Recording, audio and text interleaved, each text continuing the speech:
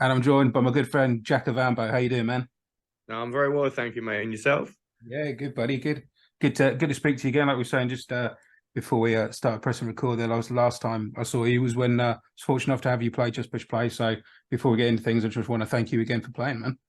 Oh, our pleasure, mate. It was absolutely incredible. Like we were saying before, it's probably one of the best festivals that we've ever played, and that isn't just like in regards to like lineup, but it was like regards to like everything, like from everything that went on backstage, the way it was like conducted, the organization, the venue, yourself, your missus, your team. Everything was just it was just spot on. And it was just one of the best experiences we probably had at a festival, hands down. So Oh, can't thank you enough for having us. oh, bless you, man. Thank you. That means a lot for you to say that, buddy. I appreciate it. So recently you guys announced Sweet Christine, your latest single. Where did Yeah, that song come from in particular, man? It's another, following the back of Worlds Collide. It's a bit of a departure, both of those from the first album, which I'm liking to hear where you're evolving. yeah. Well, Sweet Christine was a bit of a weird one actually. It was I was I remember we had a meeting over at my dad's band meeting, and I was like, had this idea on my phone. I had like this drum pattern and like this bass pattern that I was just singing into my phone. Like I'm just going on my phone like dum dum dum dum, you know what I mean, like stupid stuff like that. And I've got this idea on my phone. And I was going, that's actually quite cool. So I gave it to Pete. I said, look, don't laugh. It's me singing drums and bass, but do you reckon you can do anything with this? So I gave it to him, and he kind of played the bass, played the guitars to like get an idea of what it would sound like with actual instruments before we gave it to anyone else. Um, and we're like, oh, this is really cool. And it was quite different as well. Like it's not very. I mean, it's rock, but it's not the way you expect it. It's like the way I always kind of been explaining this track. It's like ethereal cowboy rock. I don't know, is what I was kind of calling it. Like I'm not quite sure if that makes sense, but because it's quite like atmospheric and it's slower and it's a bit, and like the lyrics have a bit more of a kind of a prominent meaning to them. But like a lot of stuff that you write, you just kind of write about your own personal experiences. But this was kind of trying to put myself in the shoes of someone else, of like to do with like mental health and stuff like this, like especially like the kind of pressure that younger people have with like Instagram and stuff like in regards to trying to, you see people that look great and everyone like expects that their life is great, and having this expectation on how you should look and how you should act, that kind of thing. And it was kind of a bit more from that angle, which is something I've never done before lyrically. So it was, yeah, that's kind of how it was born. It was quite interesting to see how it developed, and then we kind of put all like these kind of like weird kind of guitars on it, and it would kind of sound a bit western at the start, and it was like, oh, this is really cool, you know what I mean? And like it got picked up by quite a few people, because we sent it out to some like labels and stuff before we got signed, and that was one of the tracks that everyone came back to us with saying like, we love this track, it's very kind of like different. So because we never expected to like kind of have it as a single. Yeah. It was, kind of one of them out of songs you just write and you're kind of like, and then it turned into something you didn't quite expect, and everyone seemed to really like it. So we thought, you know what, let's put it out as a single, and also the label that we signed with, Pride and Joy, that was, they sent us 3 tracks that they thought should be singles for off the album, and that was one of them as well. So nearly every person that we had sent it to all seemed to pick this track out. So we kind of thought, let's go with it. And like you're saying, like, with this album, with Worlds Collide, and we've got another single coming out next month, I believe. I can't remember the exact date. I will get it though, but I think it's around the 20th or the 28th or something like that. We have another single coming out, but with all of these new tracks on the album, we've tried to take it from just being kind of classic rock, trying to slowly develop it into being more modern rock and more kind of like appropriate for us, and like kind of defining our own sound, and we're still kind of halfway there, but it's getting there. This album's a kind of a step forward in regards to that. Yeah, it definitely felt like, I mean, when you released Worlds Collide, and I'd been chatting to you before, and you were saying that you guys were taking a bit of a different direction and trying to and hone chip off the edges, as it were, and make that sound, Vambo, and boil it down to the essence of what you guys want to do. And so when Worlds Collide came out, it's, don't get me wrong, straight away knew it was you guys soon off because of Yeah. the looks of it. But it definitely does sound like it's more of a more modern approach on it than anything off your debut necessarily. Yeah, definitely. Because like when we first did that first album, like everything we were listening to was just 70s rock, like everything. And that's what we started. That was like the whole birth of Vambo started from the ashes of 70s rock so to speak. So that was very much rooted there. But with this second one, that you know, I was like going for a phase of like, oh, I've listened to too much rock. I need to start branching out and listen to other things. I'm listening to like a lot of pop and like a lot of alternative rock and a lot more modern rock with bands, for example, like Royal Blood and, like the Arctic Monkeys and like, even like older bands, but which I still consider modern rock, like Muse and stuff like that, like even though they're older, they still kind of remain very relevant. Like you wouldn't call Muse classic rock, would you? You would still call it modern rock. Especially with a band like Muse who constantly kind of push themselves with each Yeah. album. So I was listening to a lot more stuff like that. So like, and a lot more pop. So when we were writing these tracks, it was like that was just where I went melodically, and Pete as well was listening to the same kind of stuff, and I was always sending him references, kind of like, oh, this is cool, like, we should try and like push it in more in this direction, and it just kind of, but without losing who we are, just kind of taking those experiences from the tracks that we'd listening to and trying to create them and turn them into a Vambo song, so it's like we've kind of, it still has its classic rock elements in there because that's what we are, that's where we come from. And a few of the songs on the album were actually written quite a while ago, believe it or not. There's like three or four songs on the album that were written maybe 7 years ago. Oh, wow. Yeah. Which we've kind of re-looked at and brought them into a more like bigger production techniques and more modern production techniques and rejigged some lyrics. Because back then I was kind of like still finding myself in regards to songwriting. Before this band, I'd never written a song or sung a song. So it was just kind of like, having to fine tune what I'd done years ago was quite interesting. But yeah, so like it said, you still have the underlying classic rock in some of the tracks, but in a more overall sense, the whole album is definitely a lot more I'm just calling it rock, modern rock. You know what I mean? That's what I like to call it. Like, I don't like to put labels in anything, but it's just rock, And with the album, have you got a release date in mind yet? Am I right in thinking that's coming out October, November time, is it? Or We have it on October the 20th is when we're scheduled to release. I mean, it's subject to change, but I'm pretty sure it won't. But like that's when it's scheduled to release is on October the 20th. So that'll be exciting because it's been such a long time since because obviously it's COVID when we released that first album.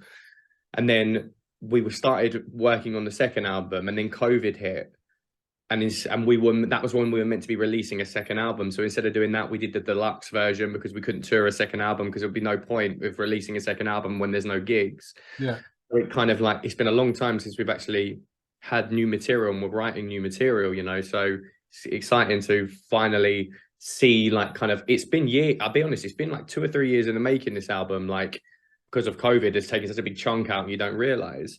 But it's exciting. It was very exciting to see it come together and finally get finished because we had our hiccups along the way. It's never smooth sailing when you're creating an album. It's always like, is it done? And then you re-listen to it. I want to redo that. I want to redo this. And people get frustrated. Oh, does it need to be redone? And it causes some friction. But we finally got there, and to see it finally like kind of come to fruition is really kind of cool. And it's turned out a lot better than we expected it to, especially with the old tracks, like how they translated so well into actually fitting in with the album. Do you think that because you had those few years, obviously not the years you wanted because of COVID and everything, but because you had those, that allowed those songs to kind of breathe, and necessarily if you were having to do an album straight off the back and then planning on touring it, you might not have had that room to see where the song went so much. And absolutely, like that was one of the beneficial things of COVID. Like if you want to pull anything out of it, it was the time that we were given, and so we had a lot more flexibility in experimenting with things. I remember one period during COVID when I was recording at mine, and I thought, we were like, right, let's get a load of the old songs recorded, and we can like see if they work for the album. So I was trying to revocal a load of, because we have a load of material that we've never released, like that never made albums or stuff before we had an album. Like I'm talking 20, 30 songs that have never seen the light of day. So I went back to try and remember this period in COVID. I went back to try and sing these songs, and because they were written such a long time ago, my voice has changed so much from when back then. I remember like getting so frustrated with not being able to sing them because I was so used to singing them in a certain way when I was younger, but because my voice has changed and developed so much, I couldn't sing them properly and how I wanted to sing them. And it was very frustrating. But like I said, because all ties in with COVID, I had the time to do that, so I had the time to find out which songs still work now with my voice, and which songs didn't. And we might not have had that luxury if it wasn't for COVID. And it gave us more time to write and to keep going back and going, let's change things, or let's do this, let's do that. We had that time, which was really great. But then there was also times when it wasn't a very nice time. So it was like we were all a bit down, and sometimes you didn't want to do anything, and you didn't feel the inspiration. But once again, because you had that time, it didn't matter, because when you found that inspiration again, we were able to do it. You know what I mean? Yeah, man. And also between the two albums, you during COVID period, you did release a couple of singles as well as tracks like Break These Chains and that kind of thing. Yeah, of course. Yeah. Well, I forgot about them actually. Yeah, we did. We'll Break These Chains. Break These Chains, funny enough, is the first song I ever wrote years ago. The first song I ever wrote was Break These Chains. First rock song I ever wrote was that. That was it. And we used to play it live years ago, but we haven't played it live in a long time. And we kind of thought, oh, this is such a great track. And we just thought, let's just put it out there, because in COVID, I think that was the time to kind of do the deluxe thing, put the few tracks on that never made the album, have a little experiment with these older tracks, let's get a bit of content out there, because I'll be honest, we wasn't the greatest at putting content out during COVID. So many bands used it really creatively and really well. We wasn't so good at that, like purely because of my kind of like hate for social media, in a way that like it dictates so much in music now. And it's not like, I just wish that it could just be about the music and not about your likes on Facebook or Instagram. I don't dislike them, I use them, but and it's also a very good tool if you know how to use it well. It's probably one of the most powerful tools that's ever been in the music industry if you can use it well. But it's a very kind of like love-hate relationship with it, because there's the other side where it's like we were talking about before, you see a band and you love a band, it doesn't matter where they are in their career, you play them and you put them on and you champion them, and that is what I love and respect about that music. But there's a lot of people now that they don't care if you're good. They don't even care if they like the music. They just care if, it's got 100 million streams, sign it up. But you ain't heard the track yet. Who cares? You know what I mean? It's like, so that's one of the things that I don't particularly like about social media as such, Yeah, man, but that can also, you can, like you say, it's a great tool, and the aspect of what you were saying there about just people focusing on streams, and we do live in that day and age, but I'm an old bastard, so I kind of ignore that. But yeah. but like I said, and we wasn't so good at it. Some bands did such cool things, and kind of wish we did a bit more during that time. But we are where we are, and we're now, we spent most of the time focusing on the album, and we just kind of shut ourselves off and just did that. And we actually tried to, funny enough, actually, we tried to actually finish the album during COVID, but we couldn't, because trying to write like this, like me and you are having this conversation now via Zoom, is so difficult, and you feel there's no you can't feel what you're doing in a sense. Do you understand what I'm saying? So you can't feed off that energy that if you're feeding off with, say you and Pete were together, that energy only going to riff, and you can sense which direction he's going to go. You can't feed off that on something like this. Yeah. So we were able to do basic tracks, but it wasn't really until after COVID that we were able to go, right, we've got all these ideas, now we can actually get together and see what they can kind of become. And that's why it took us a long time, because we had the 2 years in COVID, then we had a year outside of COVID of actually making these ideas come to life. So we got the ideas in COVID, and bringing them to life came after that. So that's why it was such a long period of time. Yeah. When you were bringing those raw ideas to life, mate, were there any ones that sort of really surprised you in terms of where they went? Yeah, definitely. Christine being one of them.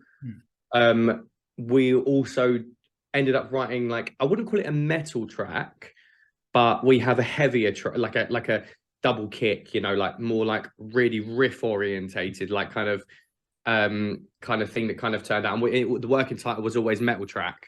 Obviously it didn't. That's the next single that's coming out on. I really should have had the date, but I'll get the date to you. But it's coming out in September.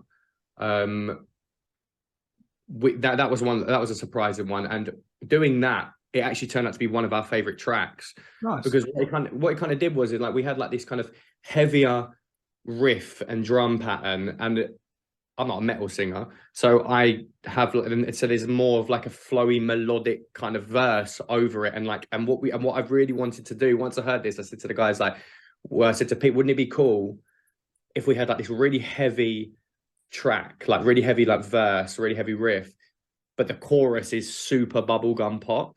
So like you get like this, A real dark and shade thing. yeah, like this real kind of twist in the chorus, and that's what's kind of happened with Shadows, which is coming out. It's like it has this really big kind of like poppy kind of chorus, and then it goes back to this metally kind of track, and I love that. Like there's an artist that I really like called Poppy, and she does the same thing. She does like death metal with like Barbie bubblegum choruses, Okay.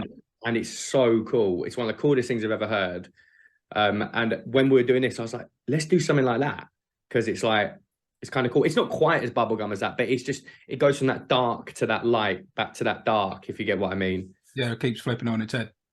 Yeah, so that was something that we didn't really expect. And there was also we also got a track on there called Take My Hand, which won't be a single, but it'll be on the album, which is like an Eastern kind of like a like kind of Egyptian-y kind of thing, which is like, it's all kind of like, I don't know how to explain it. It's like Egyptian, but like Oriental and kind of really big, and it has like big gongs on it and like an orchestra section, and like, but it still has a blues rock melody, but it has like this big kind of like Oriental backing track to it, which was really cool. That was something that we never really expected to happen. But there's been a lot of really kind of like happy surprises that have kind of happened with this, where we've just been writing, and we've just kind of like, it almost kind of happened naturally as well, because it was kind of like, oh, it's cool to see that our songwriting is turning out a little bit different from the first album now, obviously from the things that we're listening to. So that, yeah, so like there's a, yeah, like there was a few surprises, but Shadows and Christine are definitely two of the ones that kind of surprised us in regards to where they went. Oh, nice one, man. It's nice to hear that, you can hear how excited you are about these tracks, man. And it's nice Yeah, to hear yeah. that. I'm looking forward to hearing the album, bud. I really am. Oh, we've got a really cool music video that we actually just shot about a week ago coming Is that out one in the for church? Shadow.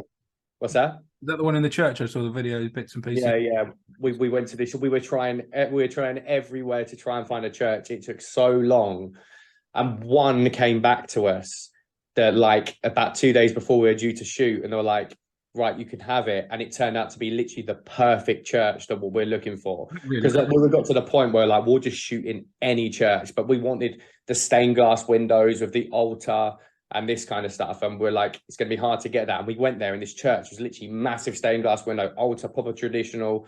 So like we've got a really cool kind of video coming out with the guy that we shoot our videos with, Jack Robinson, is extremely talented. Like he's done our last 3 music videos on like we did them quite a strict budget, but we've kind of like stepped it up a little bit now, and it's just, we saw some of the stuff and it's looking really cool. So that'll be coming out with it. So that's cool to finally have we haven't shot a music video in so long as well. The last music video we shot was in 2019. So it was, it's been cool to finally have a new music video, and we want to do 2 more as well.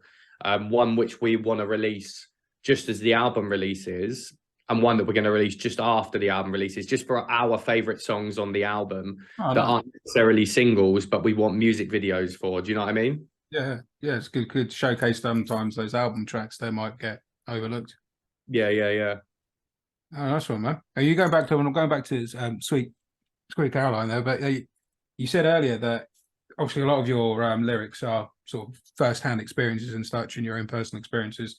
Whereas with this, you went into someone else's experience and trying to put your mindset in that and how you might react and feed that into the song. Was there something that sparked your creativity on that, mate, or was it just an idea that came to mind? Or You know what? I think it was because I find that like sometimes I find myself when I'm writing lyrics, I'm pretty sure quite a lot of songwriters might be able to relate to this. Like you always end up talking about the same thing, yeah, just in a different way.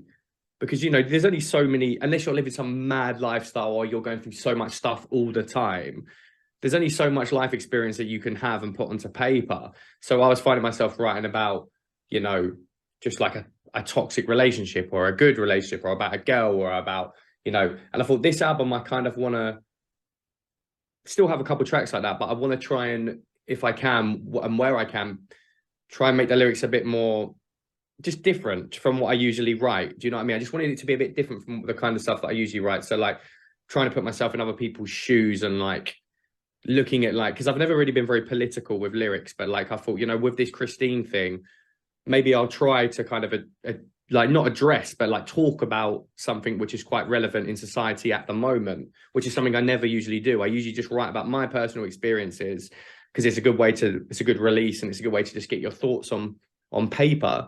But I thought, you know, let me try and address something like that. And it was actually quite challenging, I'll be honest. It was, because it's like if you haven't experienced it, you kind of have to look into it. You know, so you know, it's not for every song. You know, still most songs about rock are about a woman or something like that. You know what I mean? But you know, I've tried to be more creative with the way I've been explaining it this time. You know, like so, like that was something which, yeah, like that just literally came from purely from let's just try something different lyrically. You know. Yeah.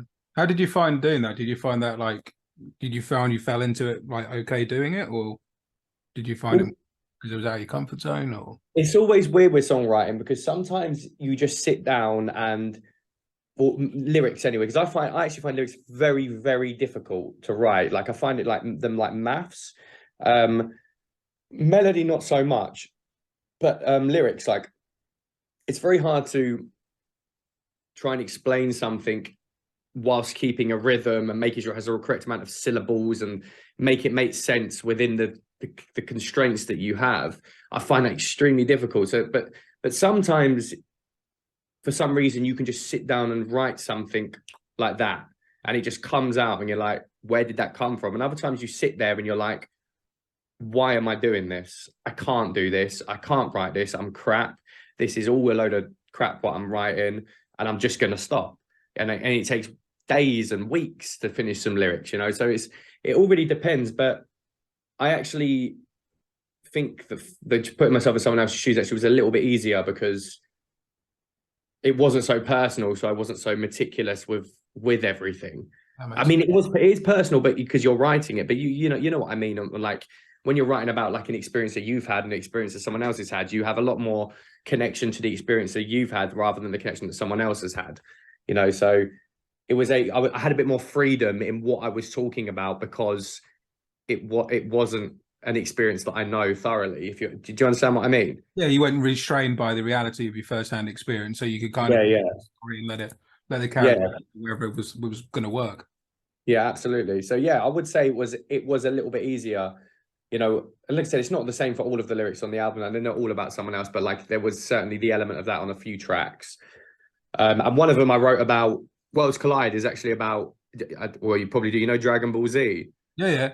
Yeah, so I'm a big anime fan, and I was watching Dragon Ball Super, which is, you know, the new Dragon Ball Z, or the new Dragon Ball, whatever you want to say, however you want to say it. And I was watching the entire series, and like the whole thing, worlds collide, you know, falling out the midnight sky, crashing down from a dark height. I can't remember what it was. Like, all of this struggle for power is all about, you know, like the Saiyans, they want to cool. That's be the most, they want to be the most powerful thing, and it's like, you know, big explosions and worlds colliding when they fight, and you know, all that kind of thing. So that was kind of inspired from that. Like I was like, I need to write a song about this because I really loved that. Like I'm a bit of a nerd when it comes to things like that. So I was watching this and I was like, this is the best anime I've ever seen. Well, it's one of anyway. And I was like, I need to write. And I was imagining kind of what kind of track would go with this, and the lyrics that kind of go with that would go with it were.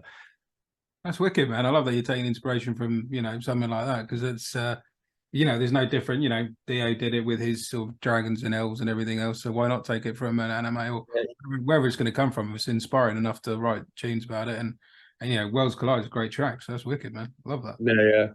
And I'm a geek as well, so don't worry about Yeah. it. So you've sort of, you know, you've got some decent live shows coming up. Though I saw that you're doing Station 18 Fest in October. Yeah. That's actually on the day of the release of the album. So oh wow, it's not our release party as such, but that's our release day and that's our release gig. nice. So that's going to be really cool.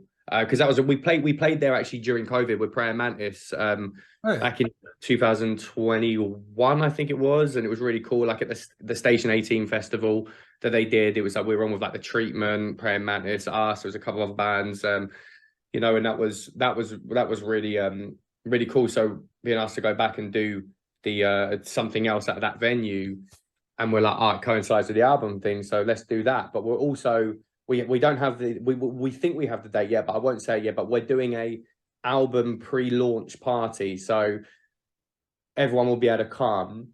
Like I said, this isn't a confirmation yet, but it's penciled for the 18th, so 2 days before the album release. So and we'll be doing it in London, you know, because that's where we're from, and like that's where like, predominantly our fan base is.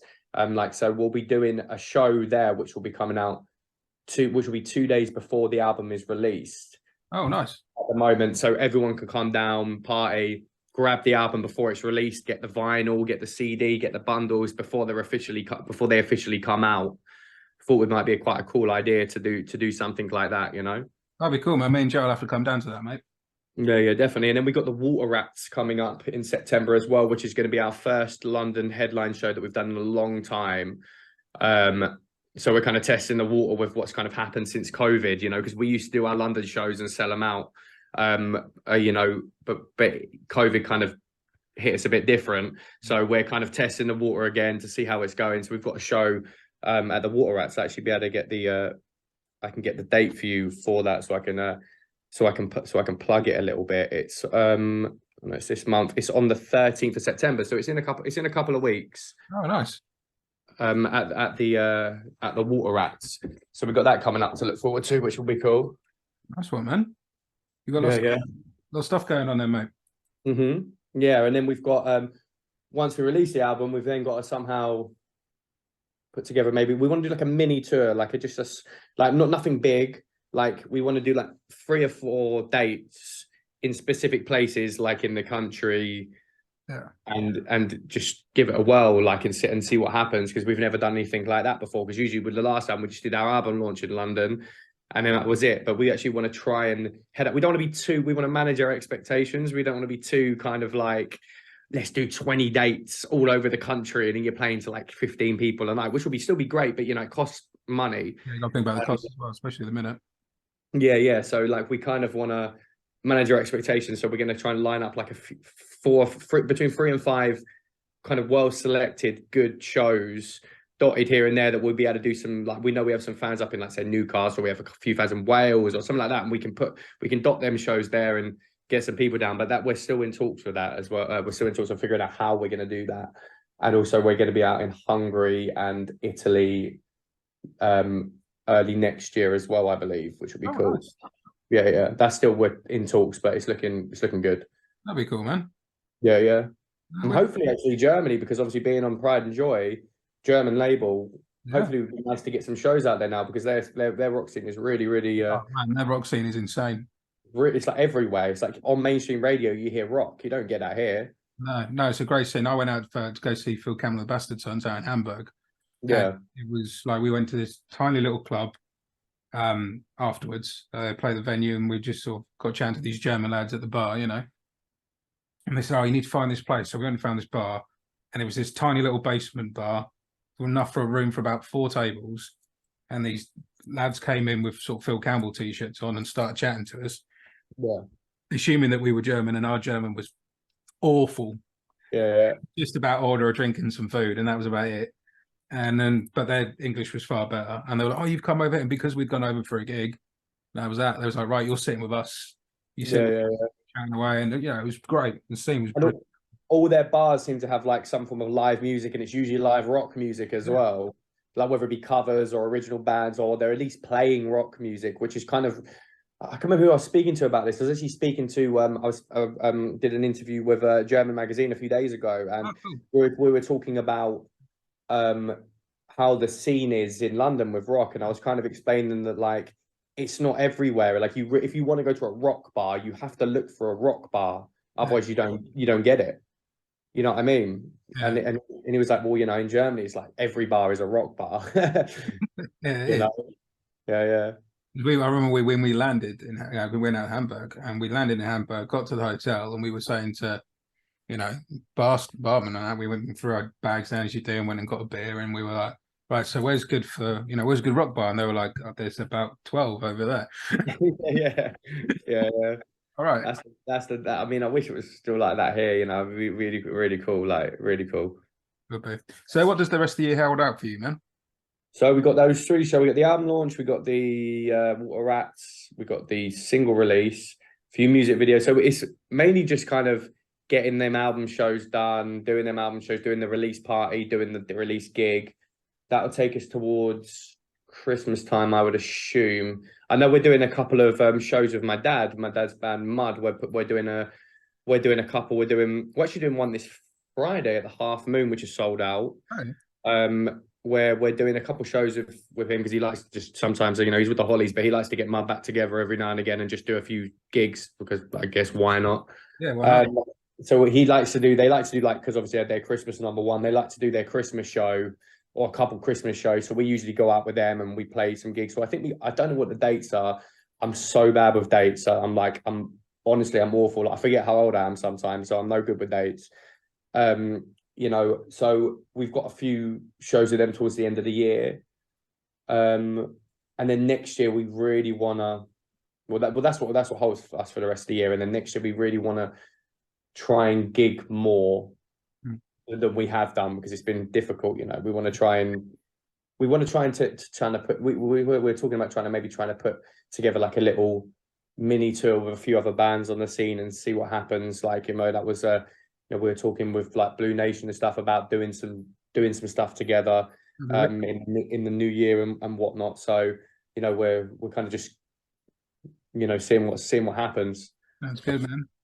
Not to bring the interview down a bit, but obviously recently we lost Bernie Marsden, and I saw that you put up about Bernie, and I just wanted to sort of talk about your experience with meeting him, because I'd spoken to him online because he was kind enough to donate a copy of his book, signed copy of his book for the Just Push Play auction side of things, and I never got to meet him personally and thank him. I only ever spoke to him on the phone and online. Everyone I've spoke to who did have the fortune of meeting him has just had nothing but good words to say about the man.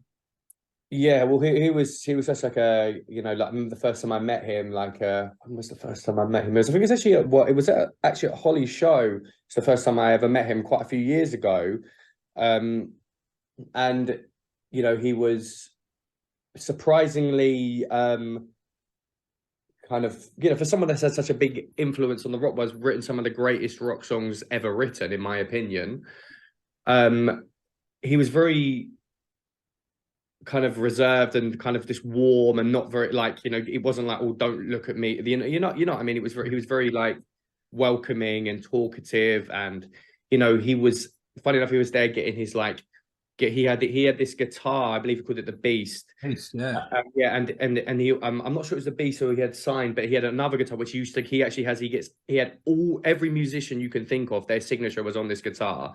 And my first time meeting him, he was actually getting like the Hollies to sign the guitar, and he was showing us all the names and stuff that were on this guitar. And it's like, God knows how much this thing's worth now. Like, considering the names that are on this, you would have no, it's probably one of the things money couldn't buy it, But like seeing him like kind of almost being a fan to another band was kind of like, it was, showed a level of kind of like, he was humble, you know what I mean? Like that was the first time I ever met him. And then we got talking, and we used to bump into each other at shows and festivals that we used to play kind of over the years, and we would always get talking backstage and just about stuff. And he used to tell me I didn't know him super well, but I knew him enough to say hello to him if I saw him somewhere, and we'd have a chat. I'm not saying that I was like this, but I met him significant amount of times. We used to chat about, I always used to listen about the Whitesnake days, and then sometimes my dad was there. He used to tell me about the days where he used to go and watch Mud, and Mud always used to, whenever he used to go to like a Mud gig, the Mud would be like, oh my God, Bernie Marsden's here, and Bernie Marsden would be like, oh my God, Mud's here. You know what I mean? It was like one of them kind of things, doing the stories like that. And he had seen us a few times, Vambo, and we'd always chat about Vambo, and we talked about maybe like going out together in regards to Vambo and Bernie, like doing something. you know, it was always just sometimes just a bit of talk. But like we after, you know, meeting quite a fair few times. The last time I saw him when we were playing a festival, we got talking for quite a while, and he was like, he asked me if I wanted to go out and do the Ready and Willing thing that he was going to do, and sing, because, you know, Is that tour was supposed to come to the Apex, and I was supposed to go, and then it all got canned because of COVID. yeah. Well, we talked about that, and like, you know, we chatting about it. It was like, you know what, because he likes the band and stuff, and he was like, he loved my voice, and he was like, do you want to come out and do these shows? And I was like, I kind of didn't really know what to say, you know. It's kind of like, wow, like, and I felt my first thing was like, can I sing Whitesnake? You know, can I sing David Coverdale, man? Like, that's not an easy kind of, you know. Ready and Willing is probably my favorite Whitesnake album. So at first I was a bit nervous to say yes, because like, I don't know if I can do this justice. And I was like, you know what, like, let's give it a go, see what happens. You know, we were talking via text, you know, this kind of like when rehearsals would start and how it would kind of go. And then it just kind of, COVID hit, and it just, everything just went. And then I don't think that to ever happen. But going back to what you're saying, he was just a really easy, lovely guy that was very kind of open and very like complimentary, and he wasn't conceited. He wasn't, you know, don't come near me kind of thing. He was a really warm and open and a nice person to be around, you know. It's wicked, man. And just for the record, Jack, you totally can sing Whitesnake. I mean, maybe, I don't know. Like, there are some tough songs on that album. One song that I always really want to sing is "Ready and Willing." It's one of my favorite all-time rock tracks, and I sing it every time I warm up for a gig. Like, that's my warm-up song, is to sing "Ready and Willing." So I was like, oh man, I'd love to do that. But yeah, and it unfortunately never happened because COVID made a lot of things not happen. But just to be asked was enough for me, you know. Well, you know what you need to do, don't you? You drop Burn for one show, and then you put Ready and Willing in, mate. Yeah, you know, I've actually mentioned that to the boys. Like I said, we should do like a Whitesnake number in there, but like something that maybe that isn't so like well known as such. You know, something that only like maybe Whitesnake fans would know. You know, because I do love, because David Coverdale, he's like, you know, he's one of my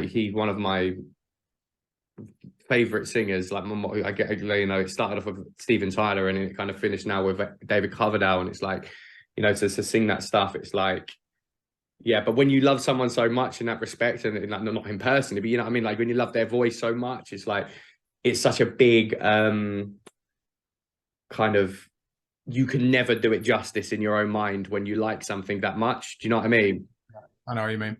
Yeah. So yeah, but it would have been fun, but you know, COVID was very anti-fun destroying, so all the fun things that were meant to happen during them 2 years never happened.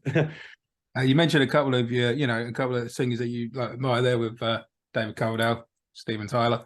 But if you could go out and support anyone, if you've got to pick one act that you could go do a show with, who would you go do it with? Ooh. You know, I'm just gonna be safe and say, I'm just gonna say Aerosmith, because like they're the for me, they're the greatest rock band that's ever walked the planet. Like, you know, I just think like I would do like, I just to meet them, like, and just to like, you know, yeah, I think I just to be able to watch them, because I've only seen them. I've seen them 3 times, you know, because they don't come here too often. I mean, they do, but like they haven't come in a while, right? So just be able to watch them every night and just would be insane. But it would have to be Aerosmith, because man, like what they do, like, and they even say it themselves individually. I mean, it's very objective, this what they've said, but like, you know, individually they say they're not the greatest musicians, but together they're the best rock band that's ever lived. And I know that might sound a little bit like, oh, they're bigging themselves up, but if you're that good, you know, you're that good, you know what I mean? So I think I agree with that. Like, but Steven Tyler, man, he is just the best. Like, it's like they goes like, you know, it goes like F everyone else, obviously don't, but you know, like he is the man. Like, and because it's just the way he sings, his pronunciation, like his lyrics, like it's almost like a caricature sometimes in a way. Do you know what I mean? When he's writing these songs, it's like he makes voices and sounds and noises, and it's just not just typical standard rock songwriting. There's so much character and flavor and heaviness and everything to it. Oh, it's just they're the best. So I'm gonna have to go ahead and say Aerosmith, because it's an easy answer. I'm sat in an Aerosmith t-shirt, mate. I can't disagree with you. Yeah. If it wasn't for them, Vambo wouldn't even exist. Because like I went and watched Aerosmith in 2010 at the O2. I was at that show. They were the only rock band that I liked because I never used to listen to rock music when I was younger. I was always listening to like rap and UK grime and hip hop and all that. And then I went but I always loved Aerosmith and I always loved rap rock as well. So I was like, I'm gonna go and see Aerosmith, and I walked out of that place and I went, I'm making a band. Like, I'm making a band. I went home to my dad. I'm making a band, and he went, "You're not making a band." I was like, "I'm making a band." You know. It's funny how you can have those things, moments that just turn it on its head, man. Yeah. Yeah, buddy. Well, Jack, great to chat to you, buddy. Can't wait for the album to come out. Looking forward to seeing you. And yeah, we and Joe come down to the pre-party. Have a good night. But at the beginning of the interview, mate, I'm going to play "Sweet Christine," with it being the most recent single. But what song of yours would you like us to play at the end, dude? Could it be any of them, or yeah, any of them? Whatever you want to. Whatever you want. You know, well, let's go with Worlds Collide because it's part of album 2, and it would be nice to get as many people hearing what is going to be coming. All right, man. So I know it's already out, but let's let people hear it. You know, that'll be awesome. Yeah, no worries, man. We'll lock that in. And good to chat to you, soon, buddy. Thanks for having me on the show, mate. I really appreciate it. Absolute pleasure, man.